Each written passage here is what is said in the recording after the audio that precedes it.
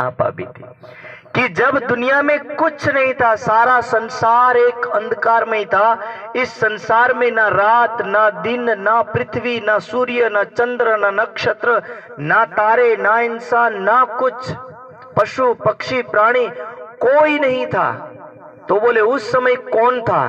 तो बोले उस समय केवल एक पुरुष था जिसका नाम केवल परमात्मा है। एक पुरुष ही विद्यमान था और वो रहता कहाँ था? बोले धरती नहीं थी, आसमान नहीं था, सूर्य चंद्र तारे कुछ नहीं था, तो वो किस जगह पर रहता था?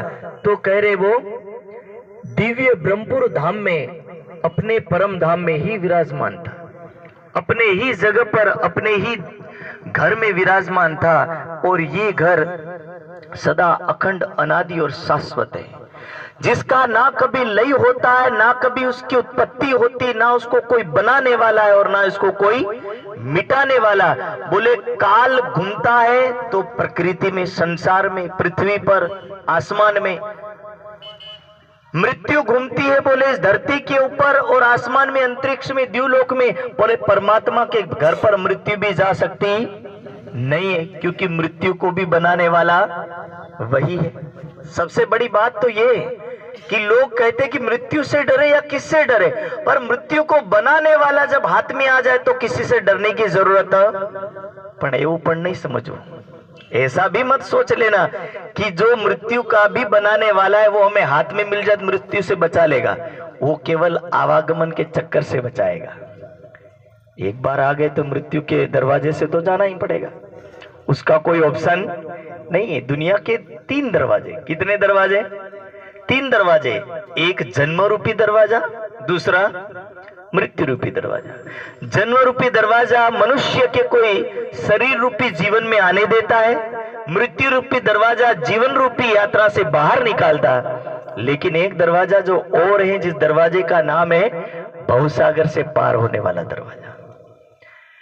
मृत्यु और जन्म के दरवाजे में हर कोई व्यक्ति फेरा लगा रहा है, लेकिन भवसागर रूपी इस मोह माया के मंडल रूपी दरवाजे से बाहर निकल जाता है। वो फिर इन 2 दरवाजों को भी पार करता है और तीसरा दरवाजा भी पार करता है। इसलिए लिखा है शास्त्रों में, कई दरवाजे खोजे कबीरे, शून्य मंडल सब देखा। कि कबीर साहब ने सारे दरवाजे खोज डाले। बोले इनके गोल चक्कर वाली दुनिया में कई जगह देखा, लेकिन जो दरवाजे जाते तो कोई वैकुंठ तक ले जाता, कोई स्वर्ग तक ले जाता, पर उससे आगे के दरवाजे का कोई खुलासा ही नहीं। तो हमारा विषय जो था कि जब मृत्यु नहीं बनी उससे पहले की बात, तो उससे पहले एक पुरुष था जिसका नाम केवल परमात्मा है। और यही परमात्मा जब असत मंडल रूपी सृष्टि का सर्जन किया, ये सत्य तो है नहीं, तो इसलिए उस बनाने वाले ने जब सबसे पहले ओम रूपी अक्षर ब्रह्म को आदेश दिया और उस अक्षर ब्रह्म के मन स्वरूप ने क्या किया? इस सृष्टि का सर्जन किया, जिसको वाणी में लिखा है, ब्रह्म ज्ञान में लिखा है, इत अक्षर को विलस्य मन 5 तत्व 14 भवन। कि अक्षर के मन के संकल्प के माध्यम से उसने जब इसमें शयन किया तो बोले 5 तत्व रूपी वस्तुएं उत्पन्न हुई, जिसमें आकाश, जल, वायु, अग्नि और पृथ्वी। कई बार लोग खड़े सवाल करते हैं कि पहले एक बना कि 2 बना कि बारी बारी से बना, लेकिन संकल्प का एक ही सिद्धांत है, एक बार संकल्प किया तो एक ही बार में सब कुछ सर्जन होता है। इसीलिए अनेक शास्त्रों में इसका अलग अलग वर्णन है। इसी तरह जब ये बात जैसे अंडे फटने की बात आई तो वैज्ञानिकों ने बोला कि हिंदू धर्म शास्त्र सत्य है या असत्य, तो वैज्ञानिकों ने खोज की और खोज में उन्होंने पाया कि विस्फोट तो हुआ था, पर किस में हुआ ये पता नहीं है। अब समझ लो अंडा क्यों बोला इस ब्रह्मांड को, क्योंकि आर्यभट्ट ने एक खोज की, पता है, हिंदुस्तान का एक वैज्ञानिक है जिनका नाम क्या है? आर्यभट्ट। जब इन्होंने खोज की तो बोले ये कैसा है? जीरोवत है। जीरोवत यानी जीरो जैसा है। शून्य कैसा दिखता? बोले उसके जैसा। अब अंडे का आकार भी कैसा दिखता है? शून्य जैसा। बात समझ में आ रही कि नहीं आ रही?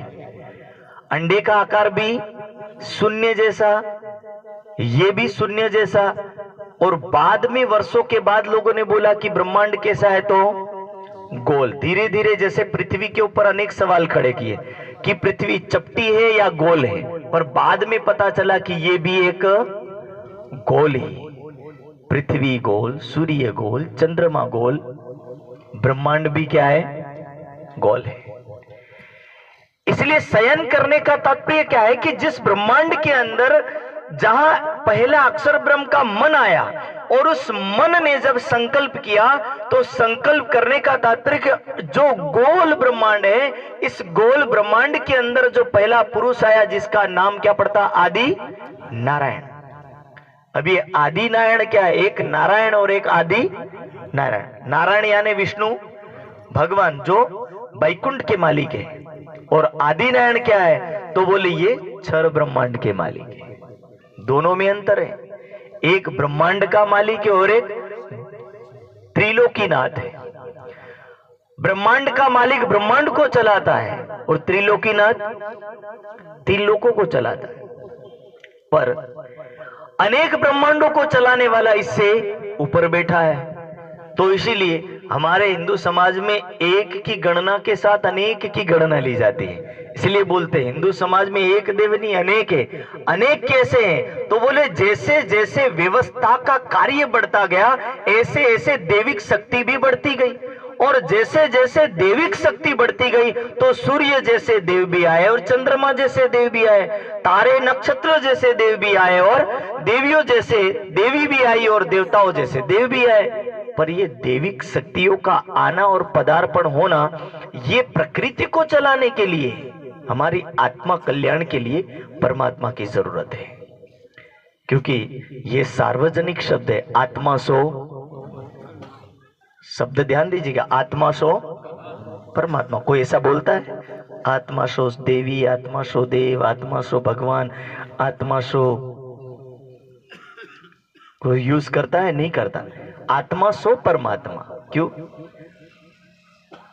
गुड़ के टुकड़े को ही गुड़ बोला जाएगा, हर किसी को गुड़ बोल सकते हैं। फिर चीनी भी मीठी लगती है, पेड़ा भी मीठा लगता है, ठीक है, गन्ने भी मीठे लगते हैं, बहुत सारी चीजें मीठी लगती है। लेकिन मीठे का मतलब ये नहीं कि अब किसी के साथ एडजस्ट कर दो और जोड़ दो। ये ट्रैक्टर की टोली नहीं कि कहीं भी लगा करके चलो भाई जाने दो। ये आत्मा है और आत्मा को आत्मा के साथ, परमात्मा के साथ ही जोड़ा जाएगा। इसी आत्मा को किसी और के खूंटे बांध दोगे, किसी और की जगह बांधोगे, तो ये आत्मा रहेगी तो अवश्य, लेकिन उसकी मंजिल उसको कभी प्राप्त हो सकती नहीं है। अब ये मंजिल उसको प्राप्त हो, इसीलिए हमें पहचान करवाने की जरूरत है कि कई बार व्यक्ति बोलता है तुम्हारा बड़ा और हमारा छोटा क्यों? बड़ा और छोटा का सवाल नहीं, ये व्यवस्था का सवाल है। एमएलए को प्रधानमंत्री बनाने के लिए और प्रधानमंत्री को एमएलए समझना, ये बहुत सारी चीजें कंफ्यूजन वाली है। और राष्ट्रपति राष्ट्रपति है। इसी प्रकार दुनिया में देव भी जरूरी है और भगवान भी जरूरी है और परमात्मा भी जरूरी है। ये सृष्टि के लिए अभिन्न अंग है। उस सृष्टि के अंदर इन सभी की जरूरत है। इनको एक को निकालो और दूसरे को ऐड कर दो, सूर्य को निकाल दो और चंद्रमा को रख लो तो भी नहीं चलेगा, और चंद्रमा को निकाल लो और सूर्य को ऐड कर दो तो भी नहीं चलेगा। सबकी जरूरत है। लेकिन इन सभी को जानते हुए, इन सभी को समझते हुए, आत्मा को सूर्य के साथ जोड़ो, आत्मा को चंद्रमा के साथ जोड़ो, आत्मा को 9 ग्रहों के साथ जोड़ो, ये संभव नहीं है। ये हमारे लिए सम्मानीय है, ये हमारे लिए माननीय है। क्यों? क्योंकि ये प्रकृति का, संसार का अभिन्न अंग है। उस अभिन्न अंगों को हमें स्वीकारना होगा, मानना होगा। लेकिन उस अभिन्न अंग में से एक अंग आपका ऐसा है जिसको परमात्मा बोलते हैं, और उसी अंग के साथ आत्मा को जोड़ने की जरूरत है। इसलिए कह रहे कि ये ब्रह्मांड बनाने वाला ये कौन है? तो बोले ये जो आदिनारायण है वो तो महतत्व और मोह का ब्रह्मांड बन गया, उसके बाद आए। लेकिन उससे पूर्व जो पुरुष था, उस पुरुष का नाम परमात्मा है, और यही पुरुष ही प्रकृति का कर्ता धर्ता है। बाकी इस प्रकृति को चलाने वाले जैसे व्यवस्था का काम करना तो प्रधानमंत्री करते हैं, आदेश का काम कौन करता है? राष्ट्रपति। अंतिम सिग्नेचर केवल राष्ट्रपति करते हैं। लेकिन राष्ट्रपति सभी जगह ऐसे नहीं घूमते रहेंगे जैसे प्रधानमंत्री हर जगह जाएंगे, क्योंकि एक व्यवस्था करता है और एक इसके सर्वा सर्वे है। इसी तरह सर्वा सर्वे पुरुष दिखता नहीं है और व्यवस्था करता सभी जगह दिखते। इसलिए दैविक शक्तियां आपको सभी जगह दिखती, लेकिन परमात्मा नहीं दिखते, क्योंकि वो उसकी जगह पर विराजमान है। और उसकी जगह पर विराजमान होने के कारण से कह रहे कि असत मंडल में सबको ही भूला। कि भूले क्यों? वो भूले इसीलिए कि जो यहां नहीं है उसको कोई देख नहीं पा रहा, जो दिखता है वो है नहीं। तो इसीलिए ये दोनों चीजों का यहां खुलासा कर रहे हैं। अखंड की चीज को पाना है तो बोले अखंड की ओर नजर करना होगा। इस पार की चीजों को जानना है तो पार की चीजों से परे हो जाना होगा। और सृष्टि के अंदर सारे देव आए, सब कुछ आया, ये सृष्टि के बनने के बाद आए, पर सृष्टि से पूर्व पहले जो पुरुष था जिसका वर्णन लिखा है कि वो पुरुष इस सृष्टि से पहले था और इस सृष्टि के बाद भी रहेगा। इसलिए उस सृष्टि से पहले रहने वाले पुरुष का चिंतन और मनन करने की जरूरत है। इसलिए प्रेम पूर्वक कई बार हम कहते हैं कि भाई जो प्राण है उसको समझो। आखिर दुनिया को समझने चलोगे तो समझ में नहीं आएगा, प्राण को समझो। प्राण है तो प्राणनाथ है। मैं तो इतना मानता हूं, ज्यादा लंबी कहानी समझाने जाएंगे तो समझ में नहीं आएगा, पर प्राण है तो प्राणनाथ है। बल्ब है इसका मतलब कि लाइट आनी है, लाइट आती है तभी तो बल्ब है। यदि लाइट नाम की चीज ही नहीं होती तो बल्ब नाम की चीज बनती ही नहीं, ना ट्यूबलाइट होती ना बल्ब बनता। लेकिन बल्ब है इसका मतलब लाइट आती है और जाती है। प्राण है इसका मतलब कि इसका नाथ स्वामी कोई ना कोई होगा और होगा। इसलिए आखिरी कलयुग में कहा कि नारद सूत्र में बोला कि आखिरी कलयुग में प्राणनाथ जी नाम क्यों पड़ेगा? तो बोले कलयुग बहुत भारी चीज होगी। इसको लोगों को बोले तुम समझाने जाओगे तो बोले बाहरी कुछ भी समझाओ उनके दिमाग में उतरने वाला नहीं होगा। तो बोले क्या समझाओ? उनके पास जो होगा उसके अनुसार समझाओगे तो कुछ शायद समझ में आ जाएगा। तो उसमें नारद सूत्र में लिखा है प्राणनाथ ख्याति प्रियेश्वर, कि किसके नाम से जाहिर होगा? ख्याति यानी उसका जाहिर होना, यश किस नाम से जाहिर होगा? तो बोले प्राणनाथ ख्याति ही प्रियेश्वर। प्रियेश्वर यानी आत्माओं का मालिक जो आएगा वो प्राणनाथ जी के नाम से जाहिर होगा।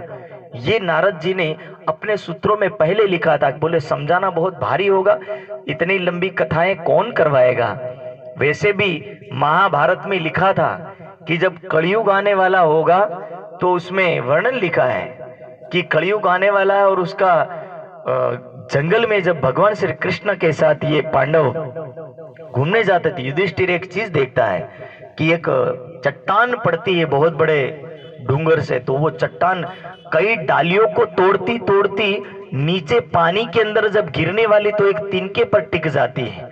तो युधिष्ठिर को ये बात समझ में नहीं आई। बोले भाई इतनी सारी डालियां, इतनी सारे पत्थरों को तोड़ करके चट्टान नीचे आई और पानी में जैसे ही आई और पानी में आने के बाद एक छोटे से तिनके पर अटक गई। ये कहानी बोले मेरे समझ में आई।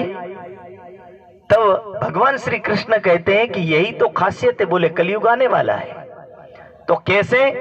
तो बोले दुनिया केवल नाम के ऊपर आधारित रहेगी, वो पूजा